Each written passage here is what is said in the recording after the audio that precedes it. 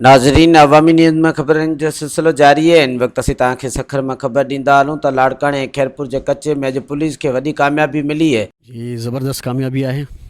सजी सिंध पुलिस की कामयाबी है, असांजे अवाम की कामयाबी है। ही हिन इलाके जे अवाम तां ॾमर हो हिकिड़ो नामी ग्रामी दाड़ियल हा जन जो अॼु ख़ात्मो थियो है।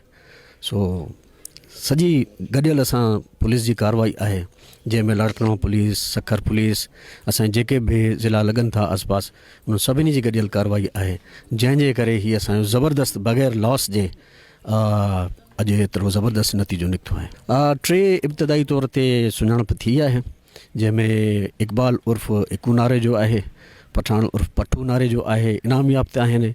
अरबू नारे जो ॿुधाइनि था, उहे बि चवनि था इनाम याफ़्ता आहे। अञा इन्हनि जो असां रिकॉर्ड बि ॾिसंदासीं बाक़ाइदे तौर ते, ऐं जेका असांजी लेटेस्ट इन्हनि जी हेड मनी अनाउंस थियल आहे उहा बि ॾिसंदासीं। टे ॿिया अननोन आहिनि, उन्हनि सां उन्हनि जी सुञाणप बि थिए थी, उहे बि वॾा धाड़ियल आहिनि। इन्हनि ते केतिरा केस इन्हनि ते लातादाद केस आहिनि। सखर रीजन में केस आहिनि, लाड़काणो डिवीजन में केस आहिनि, डिस्ट्रिक्ट्स में केस आहिनि, शिकारपुर में केस आहिनि। ही जेके आसपास जा असांजा 6 ज़िला आहिनि जेके कचे खे लॻनि था, 6 ते हिननि जा केस आहिनि। हथियार G3 आहिनि, क्लाशनकोफूं आहिनि, वॾो हथियार आहे। छो त अञा इहो ऑपरेशन असांजो हींअर कंक्लूड थियो आहे।